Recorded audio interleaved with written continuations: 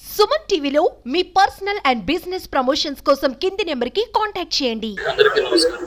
కందుకూరు పట్టు బజార్లో నైట్ రాత్రి జరిగిందని చెప్పేసి మాకు సమాచారం వచ్చింది. సమాచారం మేరకు ఇక్కడ ఉన్నటువంటి పెద్ద బజార్లో గోల్డ్ షాపులు, కోనర్ షాపులు అన్నీ ఉన్నాయి. దానిలో భాగంగానే ఒక గుర్తు తెలియని వ్యక్తులు వచ్చినట్టు షాప్లో ప్రెషర్ లేవల్ దొంగతనం చేసి మాకు ప్రాథమిక సమాచారం మేరకు మేము తెలుసుకున్నాం. అలాగే క్రిస్టియన్ కూడా ఇన్ఫార్మ్ చేసేవాళ్ళు, వాళ్ళు కూడా వచ్చారు. అన్ని వెరిఫై చేసి దర్యాప్తుని ప్రారంభించి కేసు డిటెక్ట్ అయిపోయింది. సరే, ఎంత పోయింది? బాధితులు అది చూస్తున్నారు. క్రిస్టియన్ వాళ్ళంతా వెరిఫై చేస్తున్నారు. వెరిఫై చేసిన తర్వాత ఎంత ఏంటనేది ఫర్దర్ తెలియపరుస్తుంది. ఈ ఒక షాప్ అయినా పక్క షాప్ కూడా? పక్క షాపులు కిరాణా షాపులు అండి. అవి జస్ట్ వెనక నుంచి వచ్చాడు. ఎక్కువ వాటిలో ఈ షాప్లోనే ఎక్కువ జరిగింది.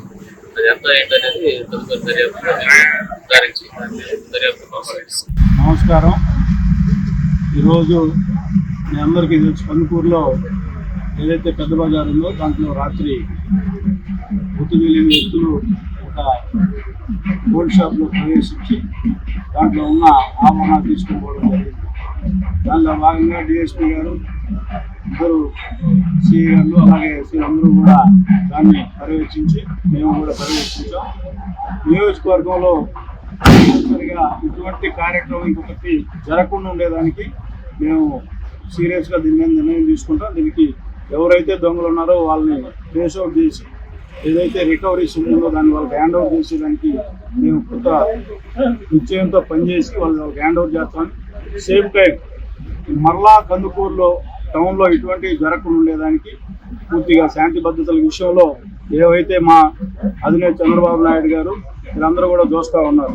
ఈ రాష్ట్రంలో వరదలు వస్తే 3 రోజుల్లో ఎంత ఫ్లడ్స్ వచ్చినా కూడా ఏ విధంగా రికవరీ దాన్ని అదేవిధంగా మేము కూడా ఈ నియోజకవర్గ ప్రజలకు సేవ చేయడానికి నన్ను ఆశీర్వదించారు. ఎక్కడ కూడా ఏ చిన్న తప్పు జరిగినా నేను ఇమీడియట్గా రెస్పాండ్ అవుతాను. పోలీసు అధికారులు కూడా సహాయ సహకారాలు తీసుకొని ఈ నియోజకవర్గంలో పట్టణంలో పూర్తిగా శాంతి భద్రతల విషయంలో 2-3 రోజుల వ్యాపార సోదరులు అందరినీ కలిపి ఒక మీటింగ్ లాగా ఏర్పాటు చేసి డిఎస్పీ గారి సహాయంతో తప్పనిసరిగా కందుకూరు పట్టణంలో ఇటువంటిది మరలా జరగకుండా ఉండేదానికి పూర్తిగా చర్యలు తీసుకుంటామని చెప్పి ఈ సందర్భంగా చర్యలు చెబుతా ఉన్నాం.